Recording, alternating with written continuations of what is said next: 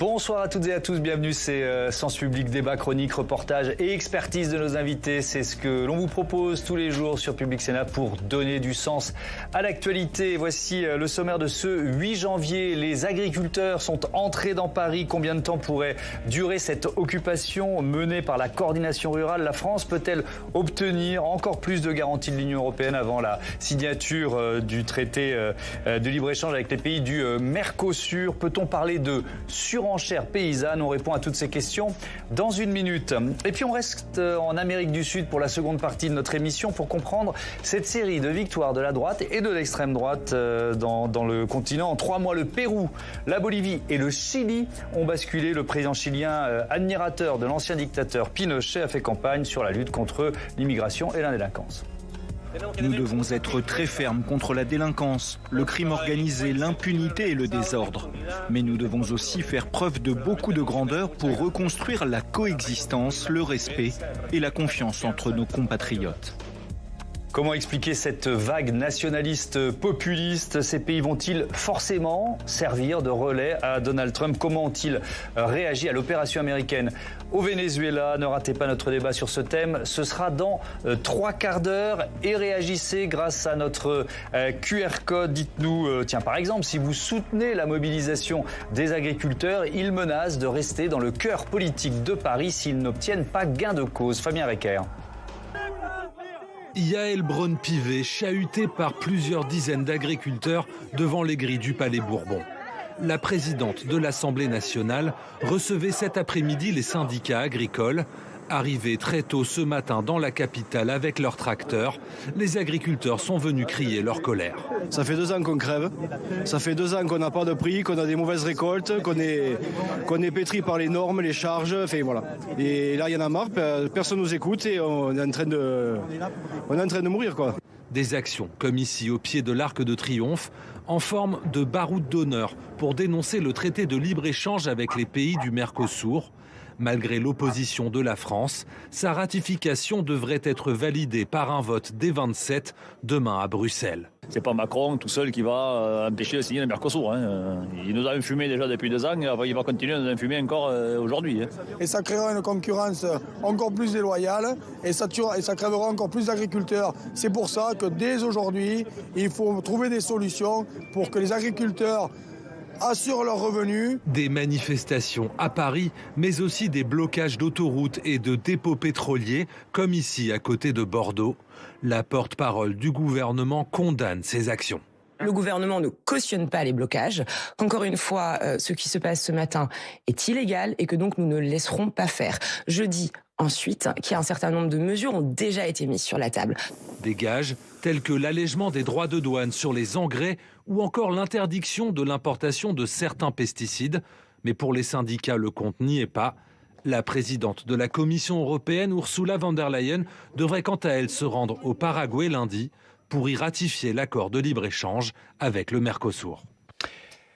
Et on se demande si les agriculteurs français sont dans la surenchère. Je vous présente mes invités tout de suite. Vincent Louveau, bonsoir. Bonsoir. Bienvenue, vous êtes sénateur Horizon de l'Indre-et-Loire et agriculteur. Anne-Sophie Alsif, bonsoir et bienvenue. Bonsoir. Chef économiste de BDO France, enseignante en économie à l'Université Paris 1 Panthéon-Sorbonne. Éric Albert, bonsoir et bienvenue. Bonsoir. Vous êtes journaliste au service économie du Monde. Et Jonathan Boucher-Petersen, bonsoir. Bonsoir Jonathan, éditorialiste politique à Libération et éditorialiste pour Sens Public. Alors on va longuement parler du fond de cet accord avec les pays sud-américains du Mercosur qui est rejeté par les manifestants et par beaucoup d'agriculteurs en France.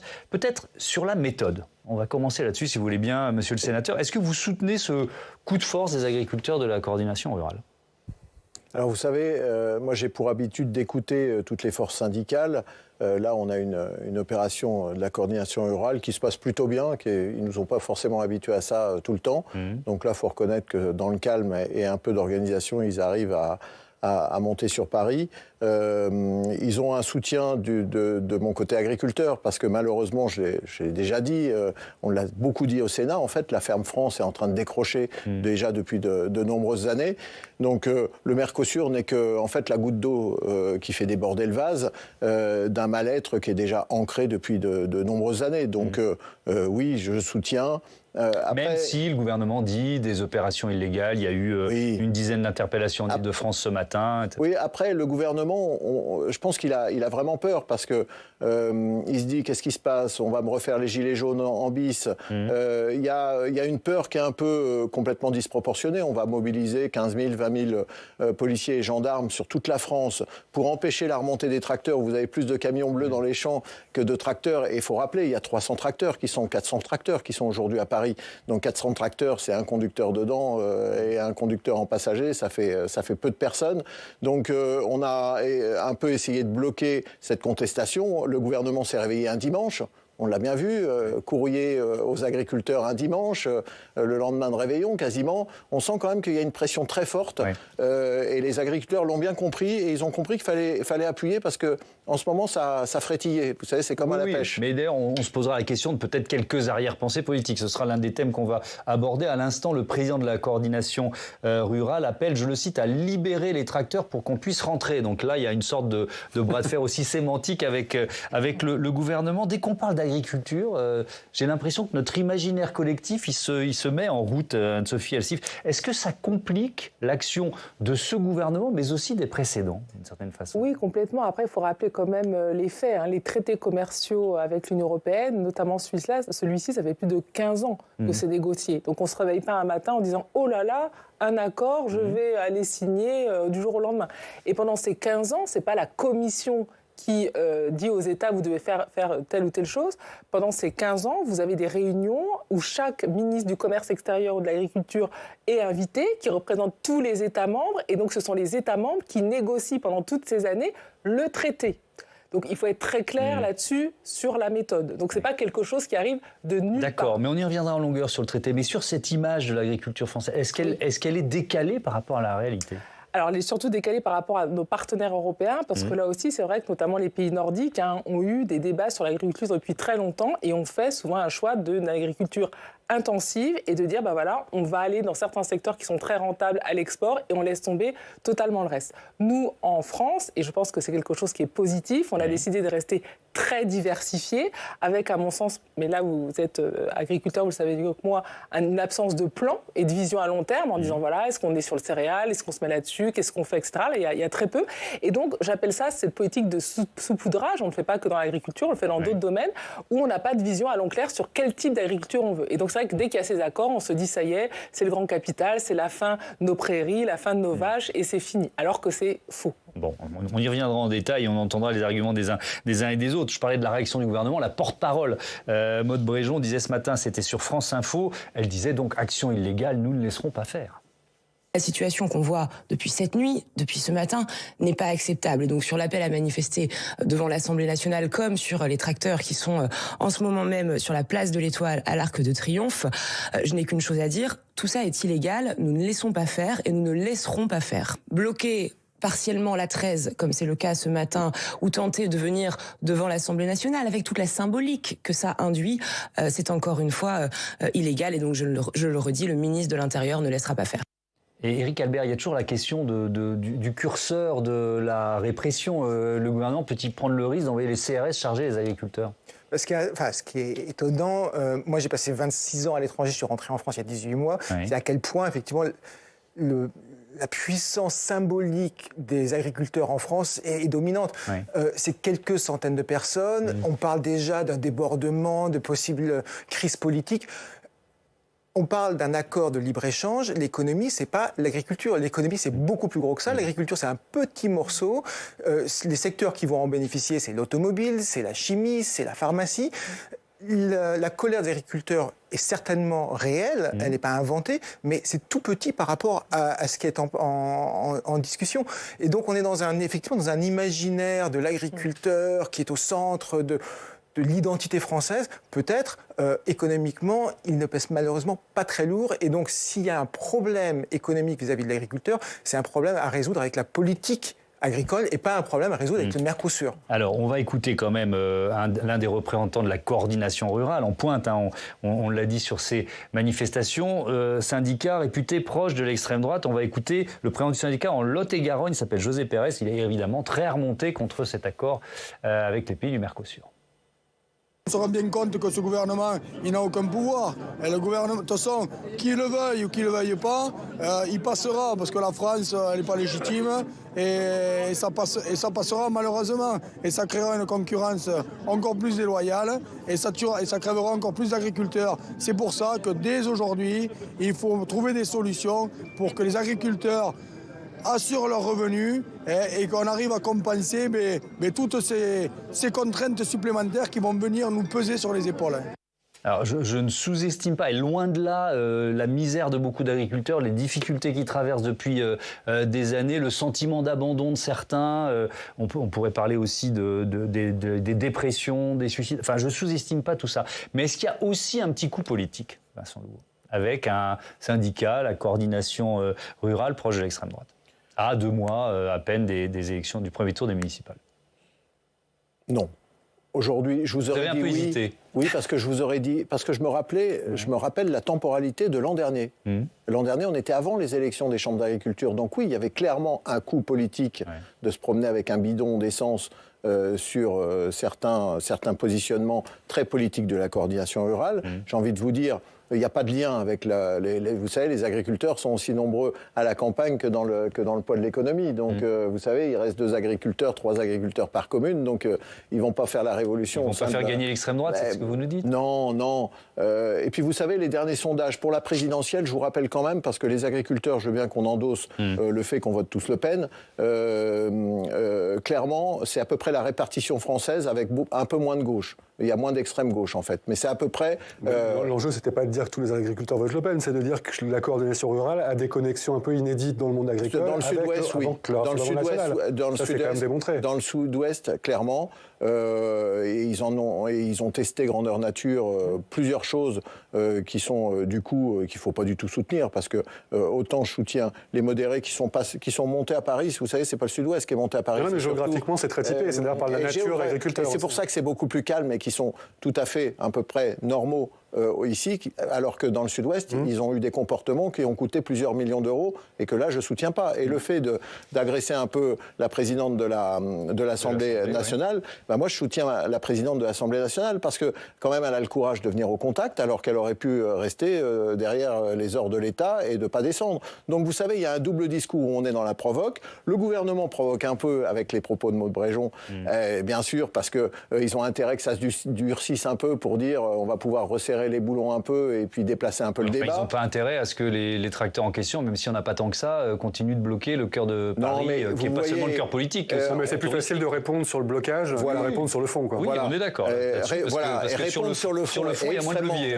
C'est extrêmement difficile et c'est là toute la difficulté où même moi, le parlementaire, je vous dis comment est-ce qu'on trouve des solutions sonnantes et trébuchantes alors qu'on sort d'un PLOA où on a quand même échoué projet de loi d'orientation agricole, qui est quand même pas un truc qui a fait rêver dans les campagnes, où il y avait 2-3 petits points, 2-3 ajustements, mais c'était surtout une vision d'ensemble de verbiage, de souveraineté, et de la loi du plomb, où là, clairement... Allez, on rentre vraiment dans le détail de cet accord sur le Mercosur, de ces enjeux. Vous vouliez rajouter un mot? Juste parce que je pense que c'est tout à fait vrai, le fait que l'avenir de l'agriculture française se joue pas à l'aune de ce qu'il y a dans le Mercosur, au même titre que le Mercosur n'est pas d'abord une question agricole. Ça, je pense que c'est important à rappeler. Alors que si on regarde l'actualité, on a l'impression que c'est que ça. Que c'est un accord agricole. C'est 10% de l'accord. Voilà. Et en revanche, je pense que ce qui s'est joué de beaucoup plus majeur, c'est les précédentes mobilisations autour du partage de la valeur. Et on se souvient de la difficulté c'est-à-dire il y a les producteurs qui sont à l'origine de la chaîne. Après, il y a un certain nombre de professionnels de l'agroalimentaire qui viennent prendre cette matière, la transformer. On a souvent évoqué le fait que les marges étaient énormes, que pendant la période de la crise de l'inflation, des efforts leur ont été demandés. Les négociations avec la grande distribution aussi. On a vu que Bruno Le Maire, qui était en première ligne à cette époque-là, n'a jamais réussi à trouver la voie pour que tout le monde s'asseye autour de la table et que cette valeur créée à partir de cette matière première soit mieux partagée.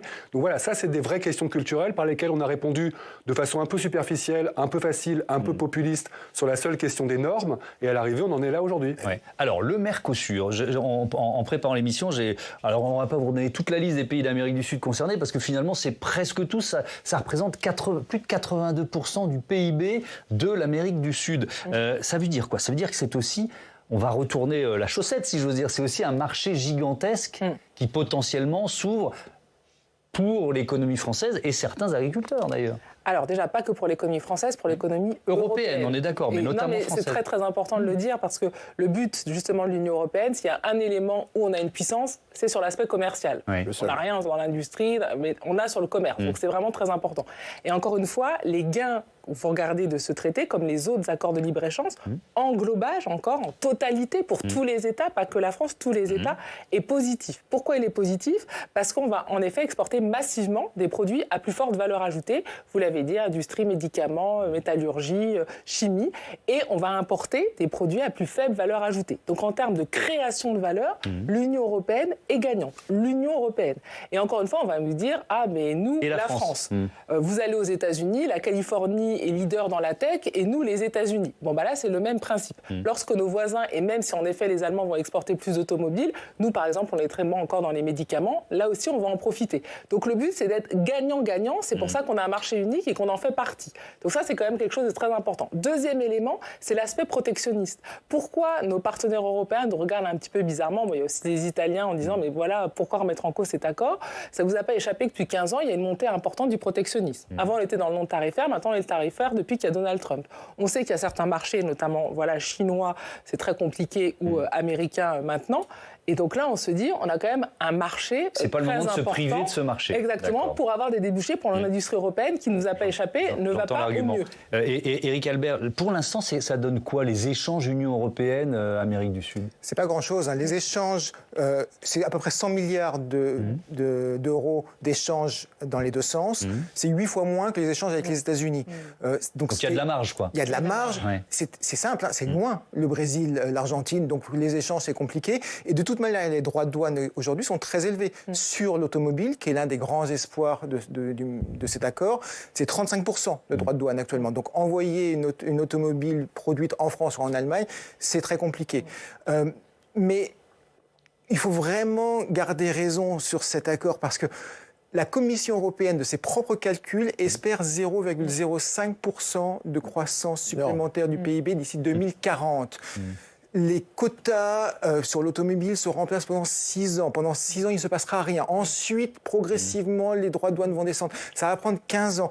On est vraiment sur des pays lointains, pas très riches, et une mise en place très lente. Sur les importations de bœuf, il y a un quota, ce qui est l'équivalent de 1,5% de la consommation européenne. Donc on est vraiment sur des choses qui sont quand même assez marginales. En revanche, il y a des choses vraiment importantes au niveau géostratégique. Il y a Donald Trump qui met des droits de douane, la Chine qui nous envoie les excédents. C'est peut-être pas le moment de se couper de marchés supplémentaires. Tiens, vous parliez de la viande, du bœuf. Hélène qui nous écrit de l'Alva d'Ardèche, on va importer des viandes impropres à la consommation et exporter notre bonne viande. Est-ce que c'est aussi caricatural? Non, mais c'est de la caricature. On l'a entendu pendant le CETA. Pour 20 tonnes de viande. Le CETA, c'est l'accord avec le Canada. Qui a été vraiment gagnant-gagnant parce que c'est un accord qui a commencé il y a 10 ans. Et donc là, on peut quantifier réellement ce qui s'est passé. On n'est pas dans les potentialités, dans la prospective. C'est un accord gagnant-gagnant qui a marché pour le Canada. Il marchera pour le Mercosur. Moi, j'ai soutenu CETA. Donc vous y êtes favorable à CETA? Non, mais moi, j'étais le seul à soutenir en commission économique le CETA. J'ai soutenu, comme j'ai pu, Mercosur, mais la vague est trop haute, les gars, on fait de la politique. On s'est pris la vague sur la figure, et que quand on fait de la politique, on s'adapte aussi au contexte politique, et je ne vais pas être le seul à un moment à dire, pendant une motion au Sénat, je vais voter pour le Mercosur, alors que j'ai tous mes paysans et que je suis agriculteur. Pourquoi, si c'est dans l'intérêt du pays? Mais c'est l'intérêt du pays, mais quand vous avez la tête qui va... Eh ben oui, non mais moi, l'intérêt du pays, je l'ai ancré au corps. Par contre, quand je vois un président de la République qui s'est embourbé dans cette histoire... C'est autre chose, on parle vraiment de l'accord et de l'aspect économique positif pour l'Europe et la France. Attendez, le portage politique par le président de la République d'un accord... Ah bah oui, mais quand la tête ne va pas, le corps ne peut pas bien aller. Je suis désolé. On va y revenir sur le rôle d'Emmanuel Macron et les hésitations pour être sympa moi, en tant que petit parlementaire, je peux vous dire que c'est un bon accord, on le sait, on l'a dit, qui est inacceptable pour les agriculteurs parce qu'ils ont tellement le mal-être, c'est vraiment... Oui, mais pas pour tous les agriculteurs. Mais les agriculteurs, par exemple. Écoutez, je vais vous dire une chose. Tous les agriculteurs me disent, mais on sait très bien que vous allez signer cet accord. Il n'y a que les idiots utiles, des communicants, des politiques qui ont cru que les agriculteurs croyaient vraiment qu'on n'allait pas signer l'accord. Salon de l'agriculture dernier, j'ai indiqué à Interbev. C'est quoi Interbev? Interbev, c'est la filière de la viande bovine. Merci. J'ai indiqué devant tout le conseil d'administration, pendant le salon, qu'on allait signer Mercosur. Écoutez, c'est une position, j'y allais en tant que secrétaire national de l'agriculture pour Horizon. On a posé la question. La salle s'est pas renversée, je me suis pas fait virer. Ils m'ont dit, on sait bien, mais c'est que dalle, faut rappeler. On parle de 100 000 tonnes de viande, alors qu'on en importe déjà 200 000 tonnes. Donc vous savez, les agriculteurs, au fond de leur petit cœur, ils savent très bien qu'ils vont pas se faire manger par les méchants Mercosur. On parle du rôle d'Emmanuel Macron dans une minute, mais quand même une question sur la souveraineté alimentaire. J'entends souvent cet argument, Éric Albert. Est-ce que vous avez un peu répondu tout à l'heure, mais est-ce que cet accord met en péril notre souveraineté alimentaire? Encore une fois, vu les volumes dont on parle, non. Est-ce qu'il y a une question plus profonde à poser sur la souveraineté alimentaire, alors qu'effectivement, on s'est découvert pas souverain sur les terres rares, pas souverain sur les panneaux solaires, pas souverain sur les puces électroniques. Peut-être qu'il faut se poser la question, mais au moins au niveau européen, pas au niveau franco-français, parce que ça devient ridicule. Et de toute manière, c'est pas le Mercosur qui est le sujet de la souveraineté alimentaire. Question de Jean-François de Longlay-l'Abbaye. On parle beaucoup du Mercosur. Est-ce que la vraie question, c'est pas surtout que l'agriculture française n'est plus soutenue correctement depuis des années?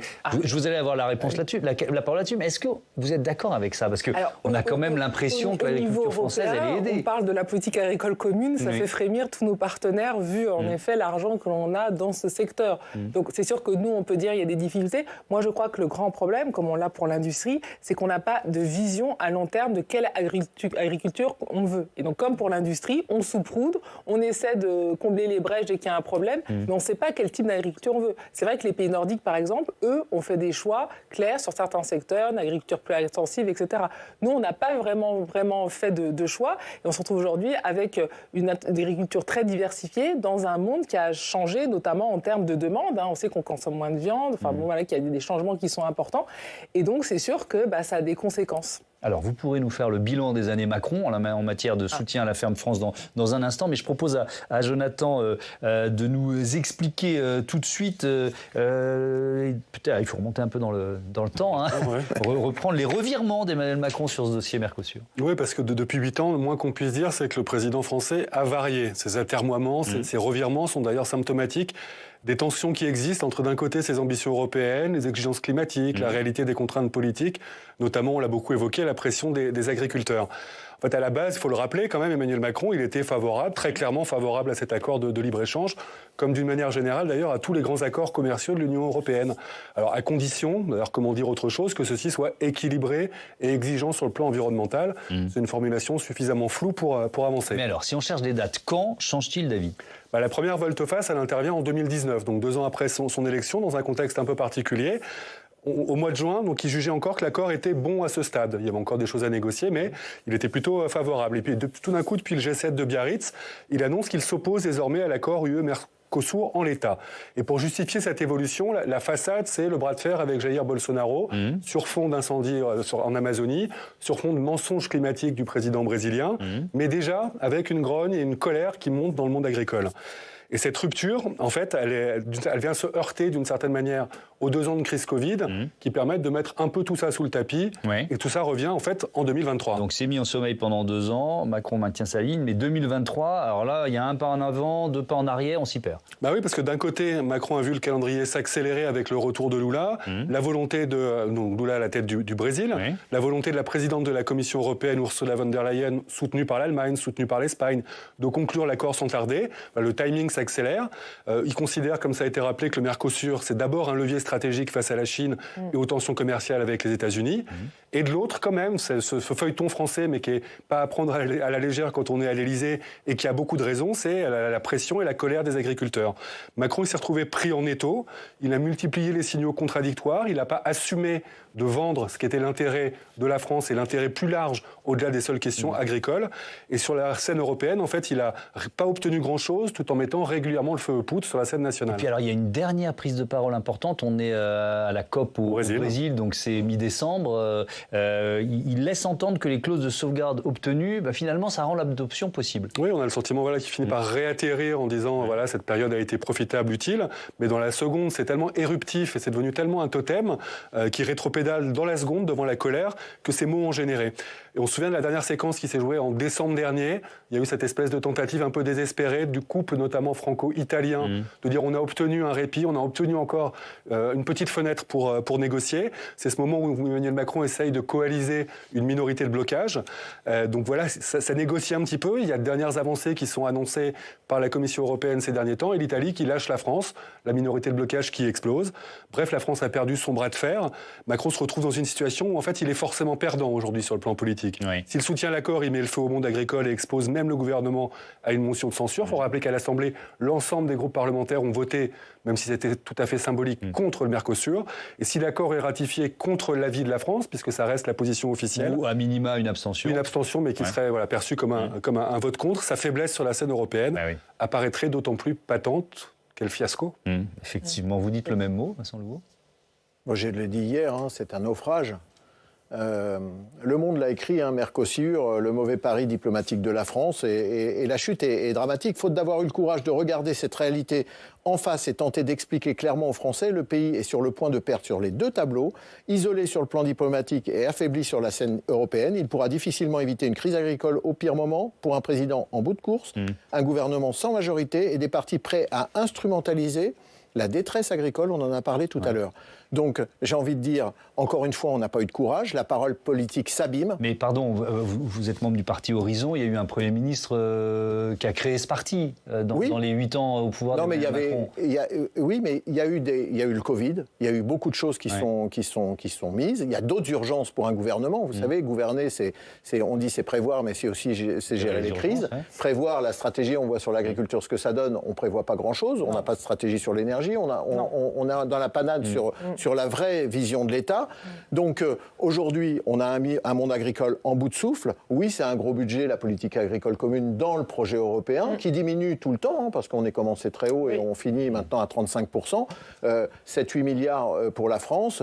Le problème, c'est que ça n'a jamais été revalorisé depuis 1992. Donc vous avez perdu 45%, 50% de la valeur. Ce que les agriculteurs touchaient en aide directe en 1992, ils ont la moitié du pouvoir d'achat aujourd'hui. Et si vous rajoutez cette moitié, il n'y a plus de problème dans la France agricole.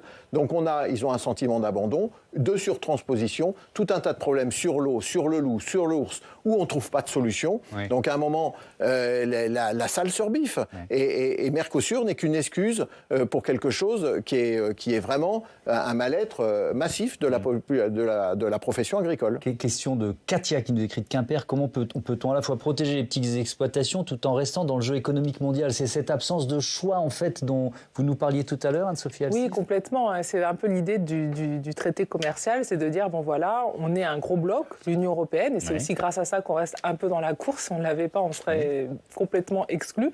Et donc, forcément, le but, c'est d'avoir un calcul sur, en termes global, est-ce qu'on est gagnant ou pas. Et donc, vous l'avez dit, quand vous regardez en termes global, on est plutôt gagnant. On le dit, on va exporter des produits à plus forte valeur ajoutée et aussi de manière diplomatique. Et après, normalement, dans l'accord, on a des éléments de compensation pour, en effet, dans certains secteurs qui peuvent être touchés, essayer de compenser pour avoir moins d'impact. Est-ce qu'on est gagnant ? Alors là, je vais, être un peu franco-français, mais est-ce que on est gagnant aussi pour l'agriculture dans cet accord ? Ou est-ce que c'est le secteur sacrifié de l'accord ? Les chiffres globaux de la Commission européenne pour 2040, c'est que l'agriculture européenne dans son total, il perd. Européenne, il perd, d'accord. Donc c'est très clair. Mais au total, l'industrie européenne, il gagne nettement plus. Et donc l'un dans l'autre, c'est jugé positif. Mais oui, c'est négatif pour les éleveurs de bœuf, pas beaucoup, on l'a dit, il y a des quotas, mais oui, c'est négatif pour un certain nombre d'agriculteurs. C'est positif pour les exportateurs de vin, c'est positif pour tous ceux qui ont des appellations contrôlées, des fromages par exemple. Qui vin, spiritueux, fromage, parce que ce sera reconnu par les pays du Mercosur. Mais l'un dans l'autre, oui, l'agriculture y perd. Donc en principe, sur un accord comme ça, il faut compenser effectivement les agriculteurs. Oui. Alors justement, on va en parler de ces compensations. C'est vers Bruxelles que les regards se tournent. On va voir ce que Ursula von der Leyen a annoncé. C'est Stéphane Duguay qui nous explique tout ça. Bonsoir Stéphane. Pour arracher une signature de la France, mais aussi de l'Italie, la Commission européenne a donc fait des concessions. Et la première d'entre elles, Thomas, elle est financière. Ursula von der Leyen, la présidente de la Commission, a répondu aux demandes de l'Italie, notamment sur la future politique agricole commune qui court de 2028 à 2034. Alors que son montant total sur la période actuelle était de 387 milliards d'euros, il devait baisser. La Commission prévoit donc en réponse de débloquer 45 milliards d'euros de façon anticipée dès 2028. De quoi réjouir l'Italie et Giorgia Meloni qui votera pour l'accord avec le Mercosur. Alors il y a d'autres concessions qui ont été réalisées, plutôt en direction de la France cette fois. Oui, l'arrêté du gouvernement français qui interdit l'importation de certains produits traités avec des pesticides bannis en Europe a été publié mercredi. L'utilisation de ces substances est considérée par les agriculteurs comme de la concurrence déloyale puisqu'eux ne peuvent pas les utiliser. La Commission s'est donc engagée dans la foulée de la décision française à interdire 3 des 5 produits interdits donc par le gouvernement Le Cornu, vous les voyez qui s'affichent, des pesticides qu'on retrouve notamment dans les mangues ou les papayes. Et la Commission va également baisser les droits de douane sur les engrais azotés. Oui, une mesure qui a un but, limiter les prix de ces engrais. C'est d'ailleurs une des raisons, un des motifs de la colère des agriculteurs. Alors pourquoi ces prix augmentent-ils ? Eh bien notamment parce que ces fertilisants sont concernés par la taxe carbone européenne aux frontières qui entre en vigueur cette année. L'autre concession annoncée par la Commission, c'est donc la sortie de ces engrais de cette taxe carbone, mais c'est encore loin d'être fait. Il faut encore le vote des États membres et le vote du Parlement européen. Et puis on va rester au conditionnel parce que l'Union européenne pourrait durcir les clauses de sauvegarde. Oui, ça fait partie des pistes qui ont été évoquées mercredi par les ministres de l'Agriculture des États membres de l'Union européenne. Ces clauses de sauvegarde sont imaginées pour prévenir toute déstabilisation du marché par l'importation de produits du Mercosur. On parle ici par exemple du bœuf, du sucre, du poulet ou encore de l'éthanol. Il y a d'ailleurs déjà eu un accord là-dessus pour l'établissement de quotas de produits latino-américains détaxés. Les États aimeraient en plus que la Commission puisse intervenir pour rétablir des droits de douane dans 2 cas. Le premier, si les volumes d'importation de ces produits augmentent de plus de 8%, ou encore si les prix de ces importations baissent de plus de 8%. Tout ça est calculé sur une moyenne de 3 ans. La France aimerait d'ailleurs baisser ces seuils à 5%. Et même si cette mesure venait à être ajoutée, rien ne dit que les États du Mercosur la respecteraient parce qu'elle arrive très tardivement. Oui, effectivement, alors que ça fait des années, voire des dizaines d'années qu'on négocie. Merci Stéphane. 45 milliards d'euros en plus quand même. Mélanie, ça suffit pas Non, mais déjà, Mélanie a fait un bon coup sur ce coup-là. Elle a soutenu les Français, elle voulait une augmentation du budget de la PAC, elle a mis dans la négociation, elle a eu cette augmentation de budget, et après elle a ravalé sa signature. Tout ça, c'était bien orchestré, ça a arrangé tout le monde, mais elle a fait un coup politique très fort. On croit que c'est la France qui a eu les 45 milliards en plus, elle a joué très finement. Mais il y en aura aussi un peu pour la France. Mais bien sûr, parce que ces 45 milliards, déjà, c'est pas sonnant et trébuchant, parce qu'on ne parle pas du premier pilier, on parle du pilier qui est fongible avec le premier pilier, donc ça sera vraiment une décision. C'est un peu technique, mais c'est un peu technique. Mais ce que je veux dire, c'est que c'est pas aussi simple que ça. C'est pas aussi simple que ça. Déjà, préserver le budget à minima, et la ministre de l'Agriculture, au moins, je la remercie de l'avoir dit, parce que à minima en euros constants, c'est une bonne chose, parce que je vous ai dit, on a perdu 50% de la valeur, donc on va arrêter un peu l'hémorragie, surtout dans un contexte où la concurrence est énorme. Les Américains changent les flux commerciaux. Les Chinois se retrouvent à être très agressifs pour se déverser en Europe, et c'est une réalité, et c'est valable pour tout. Donc on a une tension très forte. Les produits agricoles deviennent aussi un sujet de compétition. On voit bien, le blé a baissé. Vous savez pourquoi ? Parce que l'aide alimentaire américaine a été arrêtée et qu'on a remis sur le marché des millions de tonnes de céréales qui étaient avant données gratuitement dans le restant du monde. Donc vous avez déséquilibré un marché, les pauvres n'achètent pas plus de blé, mais vous avez un état de surproduction de quelques pourcentages, et ça entraîne une baisse de 30% du prix. Et nous, là où on est, vous avez très bien dit tout à l'heure, nous, notre problème d'agriculteurs, c'est que pour 50, 60, 70% de nos productions, on est connecté les droits dans la prise dans le cours mondial.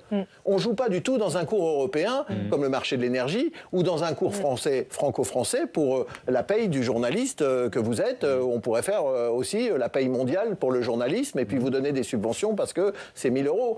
Vous voyez, et je pense que ça vous ferait beaucoup moins rire. Bien Donc, sûr. nous, c'est ce qu'on subit. C'est dégradant d'une certaine façon. Mais c'est dégradant, mais bienvenue dans le monde réel, de règles de l'OMC, qui nous plaisent ou qui nous plaisent pas, mais qui sont des règles. On peut toujours les changer, mais c'est une ambition qui est très forte dans un contexte macroéconomique qui est changeant, où on sent que tout est tendu. Donc on ne va pas révolutionner le monde sur les clauses miroirs qu'on va imposer au restant du monde. On va respecter 2-3 règles de l'OMC, parce que je vous rappelle que Trump met à mal quand même beaucoup de règles dans ce monde qui est en train de vaciller. Donc on a 2-3 règles qu'il faut continuer à respecter et réussir à nous récupérer la compétitivité de notre ferme France. Encore une fois, on l'a dit, et il faut trouver des solutions et c'est pas facile. Oui, un mot quand même sur ces clauses de sauvegarde. Il y a beaucoup d'agriculteurs, Anne-Sophie Astif, qui disent qu'elles sont trop compliquées, qu'en fait, on ne réussit pas à se protéger avec ces clauses de sauvegarde. Oui, mon sens, c'est pas que pour le secteur de l'agriculture. C'est vraiment une question des normes. On l'a dit. On prend un exemple, alors c'est pas forcément pour le Mercosur, mais on voit par exemple la banane que je connais un peu, qui est la banane européenne qui a baissé le plus ses pesticides et qui se retrouve en concurrence avec en effet de la banane sud-américaine, où comme vous l'avez dit, il y a ces accès. Donc là, il y a vraiment un vrai problème d'avoir à mon sens un marché qui est encore trop ouvert, notamment par rapport à nos partenaires. Le but, c'est pas nous, on est bien ou pas, on s'en fiche, c'est par rapport à.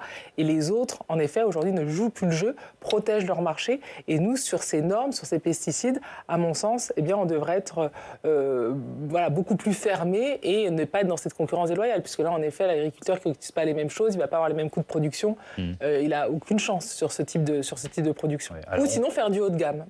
Ou des appellations, etc. Ça emmène. On apporte tout le moyenne gamme. On l'a fait un petit peu. Ça marche pas. On l'a fait un petit peu. On a voulu spécialiser dans le haut de gamme et on a perdu. On s'est spécialisé dans le haut de gamme, le bas de gamme, moyenne gamme. Maintenant, il est importé, il vient de partout et on se retrouve en 10 ans. Oui, mais si on fait ça pour toute l'agriculture, on l'a pas dit pour toute l'agriculture. Le risque par rapport au, parce que le mammouth dans la pièce s'appelle quand même l'Ukraine. Dans sa capacité de production, l'Ukraine produit autant de blé que toute l'Europe réunie. Enfin, là, attention, on ne joue pas avec les nains de jardin. C'est pas le Luxembourg ou la Belgique qui vient nous envahir.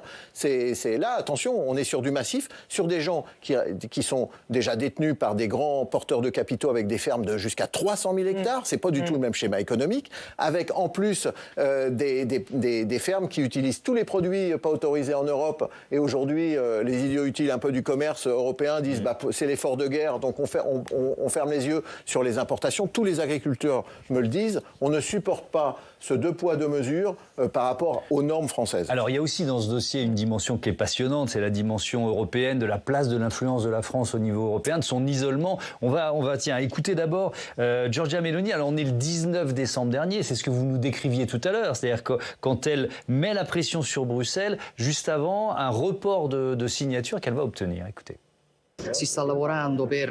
Nous travaillons à reporter le sommet du Mercosur, ce qui nous offre quelques semaines supplémentaires pour répondre aux demandes de nos agriculteurs et prendre les mesures de sauvegarde nécessaires pour nos produits. Nous pourrons ainsi approuver l'accord lorsque nous aurons toutes les garanties exigées par un secteur qui pourrait autrement être affecté. Et donc, décision de Bruxelles, 45 milliards de plus dans le budget de la PAC. L'Italie décide de signer l'accord. L'Irlande, en revanche, maintient son vote contre par la voix du vice-premier ministre irlandais qui dit, bien que l'Union européenne ait accepté un certain nombre de mesures supplémentaires, notre position demeure inchangée, elles sont insuffisantes au vote contre l'accord. On peut peut-être expliquer, Éric Albert, que la France et l'Irlande, ça ne suffit pas à bloquer la signature. C'est ça, il fallait plus de pays pour réussir à bloquer, ce n'est pas le cas. La France se retrouve complètement isolée. Et franchement, dans une situation ridicule, il faut dénoncer quand même l'ensemble des partis politiques français qui ont été d'une hypocrisie complète en votant contre le Mercosur, sachant pertinemment que leur vote, 1, ne servait à rien et que 2, de toute manière, les négociations arrivaient à leur terme et que le Mercosur serait voté, et se retrouvent et ont mis la France dans un coin, tout seul, complètement isolé. Ça démontre par ailleurs que la France n'a plus de voix très forte aujourd'hui parce qu'on a un président qui est en bout de course, un budget, pas de budget d'ailleurs pour 2026 et des déficits qui ne finissent pas de dépasser les promesses. Et aujourd'hui, c'est une démonstration de plus de faiblesse de la France au sein de l'Union européenne, très clairement. Bon, c'est clair, c'est plié avec ou sans la France, l'accord il sera voté. Ben oui, il va être voté, mais... J'ai envie de vous dire, qui a cru réussir à faire marche arrière sur ce sujet-là? Enfin, franchement, moi je l'ai dit aux beaucoup de politiques ont fait croire ça, croire ça aux Français. Oui, mais vous savez, à force d'écouter aussi la fable aussi des clauses miroirs, on nous fait croire qu'on peut inventer des nouveaux systèmes qui ne sont pas opérables à l'OMC. Donc le narratif, il est génial dans la presse en fait. On va faire des clauses de sauvegarde et des clauses miroirs. Clauses de sauvegarde, ça existe déjà pour la tomate avec le Maroc, inapplicable. Et ne pas oublier que les clauses de sauvegarde marchent dans les deux sens. Donc ça peut se retourner contre nous parce que automatiquement ils peuvent l'activer si eux aussi. Et les clauses miroirs qui sont censées nous protéger de produits gavés de pesticides, en fait ça marche pas. Non, ça marche pas parce que les règles de l'OMC, vous pouvez interdire les produits qui rentrent sur le marché européen si vous prouvez qu'il y a une nocivité pour le consommateur. Donc ça s'appelle les limites maximum résiduelles. Et quand on interdit en plein mois d'août le retour de l'acétamépride, au même moment, quelques mois après, on augmente par 100 cette limite dans la noisette et dans tous les produits importés en Europe. Les paysans, ils ont tous vu ça. Ils se sont dit, mais en fait, on nous prend pour des couillons. On est le seul pays à avoir interdit une molécule. Et en plus, on l'importe de la Turquie avec des limites augmentées énormément. Jonathan, un mot ? Non, mais je pense que c'est quand on entend tout ça. Moi j'avoue qu'il y a plein de subtilités qui m'échappent parce qu'on est dans une technicité parfois de produits. Et je pense que quand on a les politiques, il y a eu un manque de responsabilité évident. Et en même temps, il y a un fond de sauce dans l'opinion de rejet du libre-échange d'une manière générale, sans trop savoir pourquoi, sans trop comprendre quels sont les enjeux, mais entre le discours de souveraineté qui est porté au sommet de l'État, de protectionnisme qui est quand même le mot à la mode dans l'Europe en disant on a été naïf, il faut se protéger, il faut se fermer. Quand on voit ce qui existe dans les différentes zones du monde où, face à une guerre de plus en plus brutale, on finit par se dire on va compter sur le marché européen, on va se fermer. Donc c'est vrai qu'il y a une hypocrisie et en même temps une difficulté à porter un autre discours sur ces questions-là. C'est-à-dire que la remise en cause du libre-échange par rapport à ce qu'a été la promesse du libre-échange, les conséquences qu'il y a eu dans plein de domaines, on évoquait l'industrie, mais voilà, il y a quand même eu, même au sein de l'Union européenne, des espèces de concurrence déloyale, les gens se braquent et finissent par se dire le côté populiste, le côté souverainiste, le côté nationaliste, il y a bien quelque chose qui est partagé. Là, on a perdu. Là, du coup, on a bien perdu. Mais je suis assez d'accord avec vous, mais il y a aussi des milliers, des dizaines de milliers, je ne sais pas combien, des centaines de milliers de salariés qui sont dans des secteurs qui vont profiter potentiellement de cet accord. Et alors, moi, il y a quelque chose qui me frappe, Anne-Sophie Alstif, c'est que les lobbies, ils peuvent être très puissants, ils peuvent être très vocaux parfois, mais alors là, les secteurs de notre économie qui vont en profiter, on ne les entend pas. Je pense que ça a été très bien dit, vu le portage politique et qu'il y a eu quand même beaucoup de choses fausses qui ont été dites sur cet accord. On voit que c'est plutôt quelque chose, comme vous l'avez dit, qui cristallise des problèmes de fond dans l'agriculture, de fait de ne pas avoir de vision, etc. Qui traverse tout le pays. Et cet accord, politiquement est porté. Donc on dit, attention, tout le monde déteste cet accord. Je ne vais pas commencer à dire que moi je suis gagnant, que tout va bien, mes exportations vont augmenter et que je vais avoir plus de valeur ajoutée. Ce qui est vraiment dommage parce que, encore une fois, économiquement, on le voit. Et on a eu de nombreux accords, on peut l'évaluer. Ces accords de libre-échange sont une force. Le fait que l'Union européenne soit une puissance commerciale, c'est pour ça qu'on nous parle encore un petit peu. On n'est plus aujourd'hui un géant, une forte puissance, mais on est encore invité. Donc là aussi, on est vraiment aujourd'hui dans un jeu de puissance, dans un jeu de taille de marché. On vous parle uniquement parce qu'on regarde combien vous avez d'habitants et combien de valeur ajoutée, sinon vous n'êtes plus du tout dans le jeu. Et c'est juste comme ça. C'est pas on est pour ou contre, c'est juste factuel. Et un homme politique, on lui demande d'avoir du courage, de dire la vérité, d'avoir un sens, un cap. Et franchement, là, toute notre classe politique n'a pas été à la hauteur. Même moi, j'ai été faible à un moment, en soutenant des motions, parce qu'on ne va pas se retrouver tout seul. Vous savez, il faut qu'on balaye un peu devant notre porte. Les agriculteurs et notre population est prête à tout comprendre sur tout un tas de sujets qu'on considère comme trop complexes.